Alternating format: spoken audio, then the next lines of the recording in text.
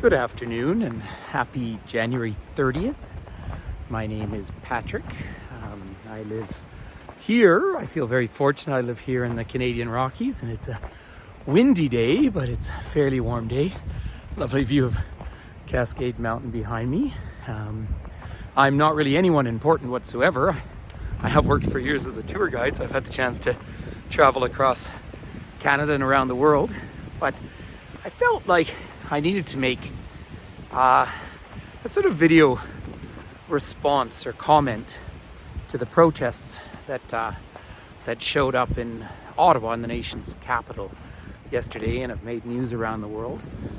They called it the Freedom Convoy, and I'm sure there were there were certainly people with very strong opinions and views, and some people who feel deeply frustrated by the last 2 years of pandemic and international mismanagement and horrendous economic inequality, both within this particularly wealthy country and around the world.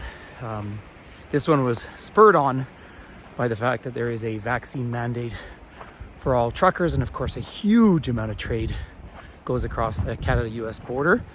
And indeed, there are supply shortages in the country, although I can still go out for dinner at any restaurant. Inflation is up. There is a labor shortage. So all the populism a few years ago talking about horrendous unemployment, I expect we'd be quite happy about that. But I think there's a few points, if you would indulge me, to step back and reflect upon. First of all, and poignantly, there are roughly 38 million people in Canada. It seems that the protest gathered together somewhere between 5,000 and 8,000 people. In a Canadian context, that is a big protest. I mean, that is a substantial protest. But across this country, between 75 and 90% of eligible people over age 12 or wherever the lines are now are at least vaccinated. I had my booster months ago. So at best, events like this are referring to a tiny minority in national context.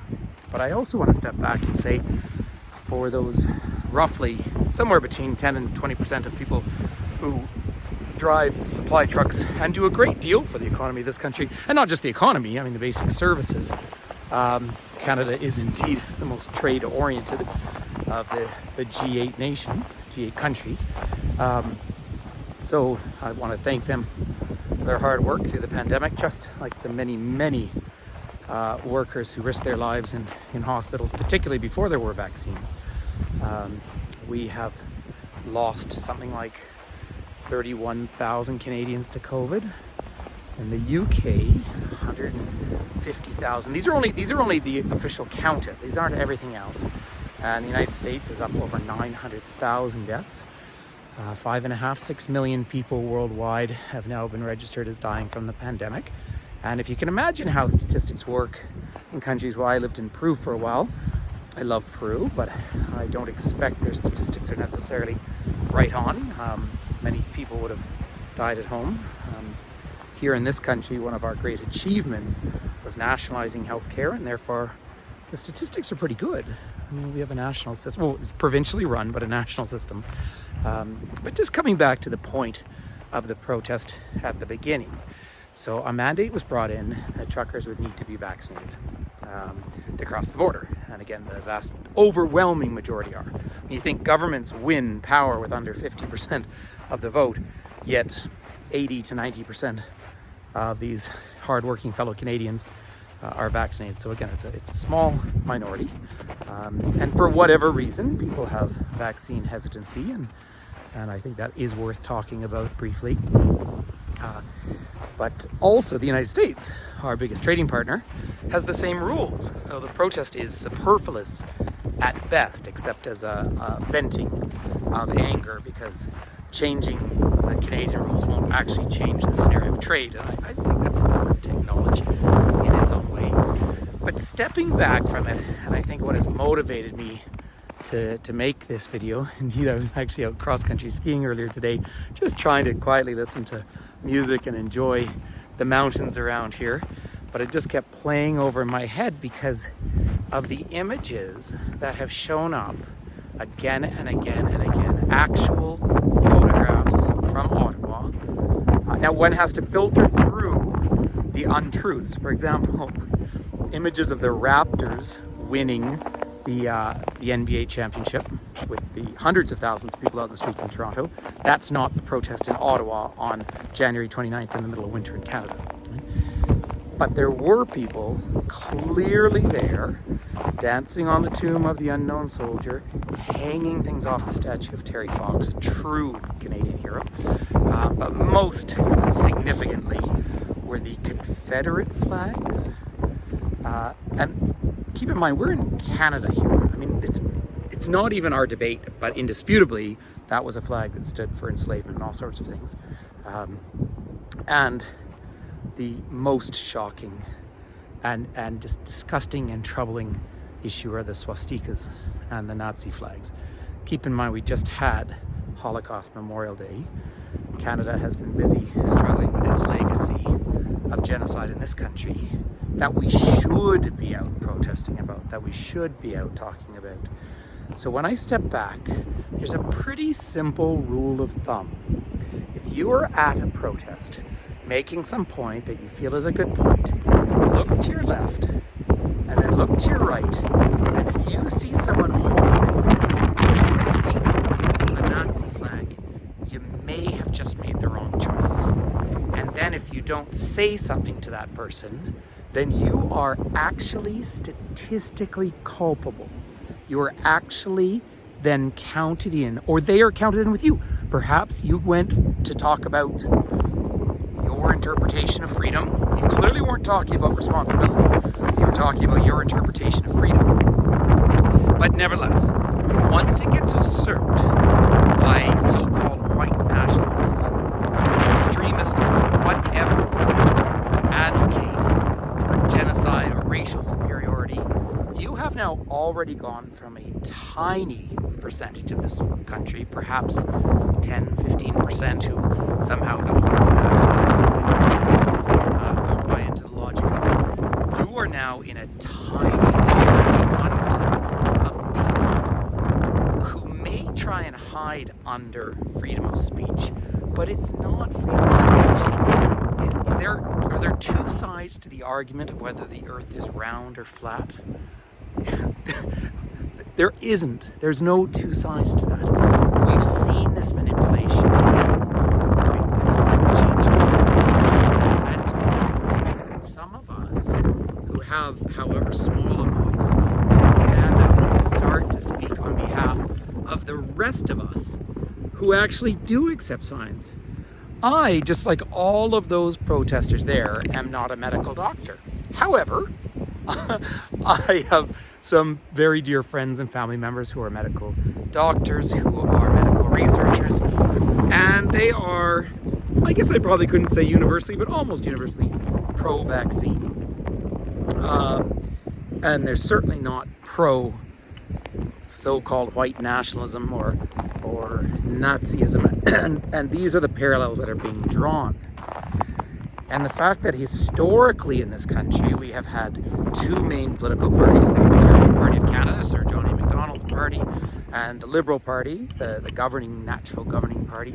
We also have the New Democrats, who are mildly on the left, and we have a few other political movements, but they're the three biggies for the most part. And some members, and not all, but some members of the Conservative Party actually have aligned themselves not just with this sort of protest, but the utter extremism that is being forwarded through this.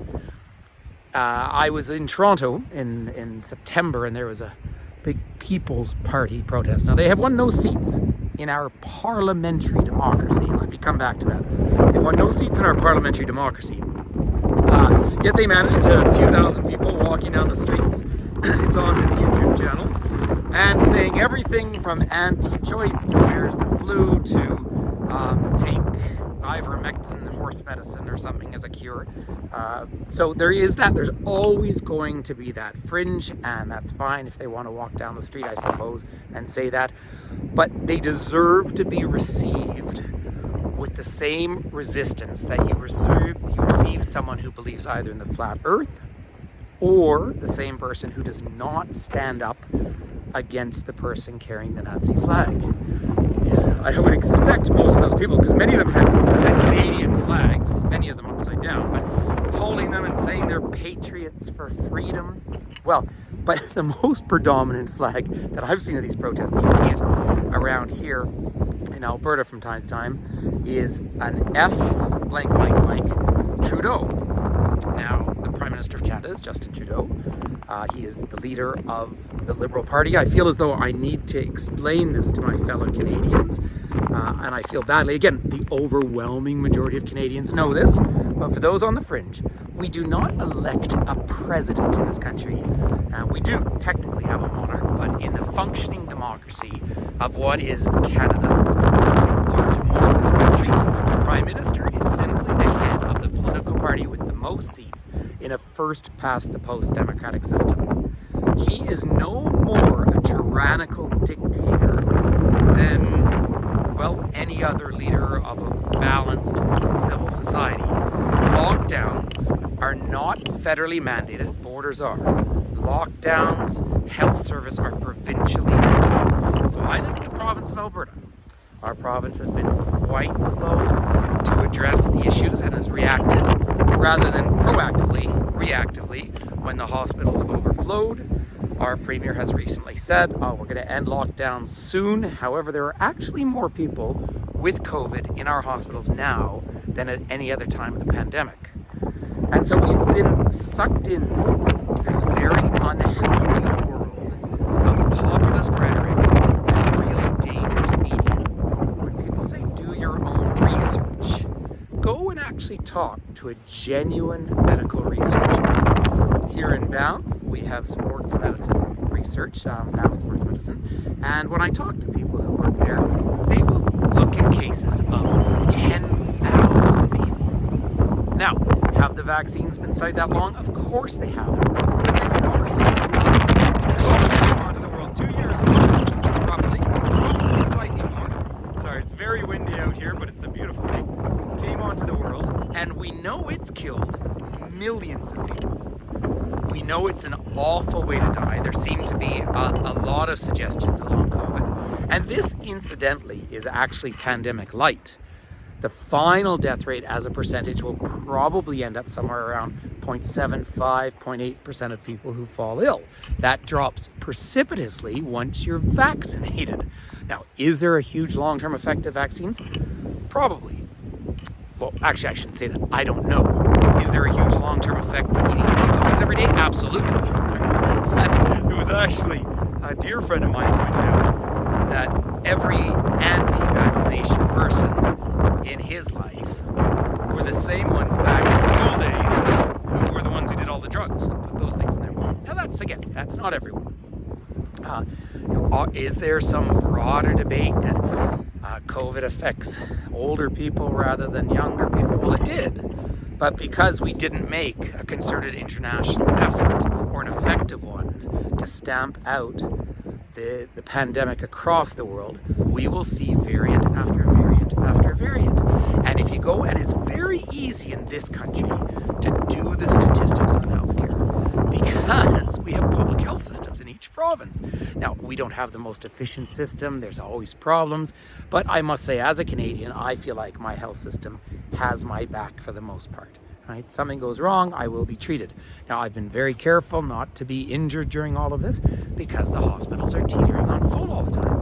And they're able to look. And right now, the majority of people in the hospitals with COVID, which are blocking down the ability of other people to be treated, are the unvaccinated. So people can stand up and yell all day about their freedom. But that freedom, I don't ever hear them talking about responsibilities. And I'm sure some do, I'm sure. But it really is that line. When I've had person after person say to me, well, I don't trust the research. Okay, how much have you read? How much have you actually looked at? Because there are real studies by real people that are bringing this about, and we've seen the positive effects of vaccination. And these rules are coming in place. It would be lovely if everyone could opt to do the right thing. But if you're going to run around in my society, the society that I participate in, and I pay taxes in, and I sell Canada to the world as a tour operator, tour guide. If you're going to carry a flag and say you're doing the patriotic thing, then please also ask what your role in this is. The idea of these people standing up at our parliament beside people with swastikas, with fascist symbols, with incredibly crude symbols about our prime minister, and not entering fair political debate. The idea of that, rather than thousands of people assembling in the national capital to talk about drinking water in Indigenous communities, or talk about climate change, which we are feeling everywhere here, or maybe a better healthcare system across the country, one where we share better data between provinces, so we have a greater sense of control and statistics. These are all fair things. So what's the solution aside from point A? Look to your left, look to your right. If you see a swastika, if you see a Confederate flag, you're in the wrong place. The other great solution, get involved, right? I right now, my member of the Legislative Assembly here in Alberta, in my particular riding, so provincial member, has not come out in favor of vaccines. She's actually just jumped on the populist bandwagon. And so I have now got involved to help another person run against her in the elections. That's the long democratic process. Twice a month, I sit on committee meetings. I read policy. That's what it is. Just standing up and saying, they haven't told us the other side. It's very easy for people, particularly with extremist agendas, to raise the ire of the general population who are busy and they have so much time to read news every day by saying, I'm just asking questions. All right, I'm asking questions. Do I particularly like the way the Montreal Canadiens are playing hockey? It's a question. But when I say I'm asking questions about vaccinations, hey, you can go find those solutions. But you know what? It starts with doing high school biology and then going on and studying biology and medicine and research at university. These are long processes. And just acknowledging that maybe many of these genuine experts aren't out to get us, but they're out to participate in making a better society. I think for many of our elected officials who are elected, what an incredibly difficult time for them as well.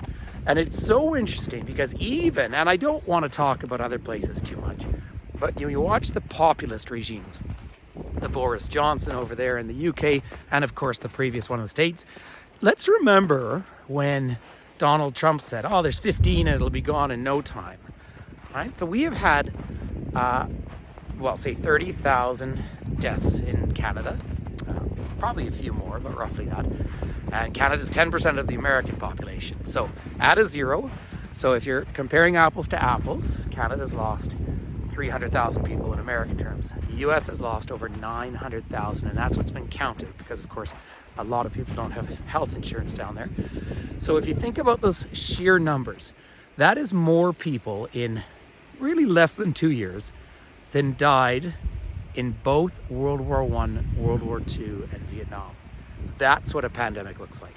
Now, what's happened to the other things like the flu? Well, of course, it's less infectious. And because we've been wearing masks and washing our hands and socially distancing and doing all these responsible things that a responsible citizen should do, we've actually diminished the threat of those. So in the last few seconds, as a moderate, caring Canadian who believes generally in this country, in the world, let's please lower the rhetoric and stand up every single time to intolerance, abuse, and the utter denial of science. And for those of you who say you're pro-business, by the way, keep in mind the largest shopping center in central Ottawa had to close down because of fear of the protesters. All right, so it closed down on a serviceable weekend and made no money. So you are the ones who are doing the most damage. You are the ones taking away our freedom. So anyway, ladies and gentlemen, that's just a little response to what we're seeing. I've had many messages from friends and clients around the world ask me about what's happening. The good news is it's a tiny fringe, but also if you've ever worked, for example, in forest fire maintenance, you want to put out a fire at the very beginning or have a prescribed burn, but don't just let it burn out of control. And this can't burn out of control, and it cannot be embraced by legitimate elected officials in this country. So on that note, I'd like to say happy Sunday from the beautiful Canadian Rockies. It's nice to get outside. I'm socially distanced, so I'm not wearing a mask, but I assure you I will. And also I'd just like to offer a warm thought and a genuine belief in peace and love. Take care, everyone. Thank you.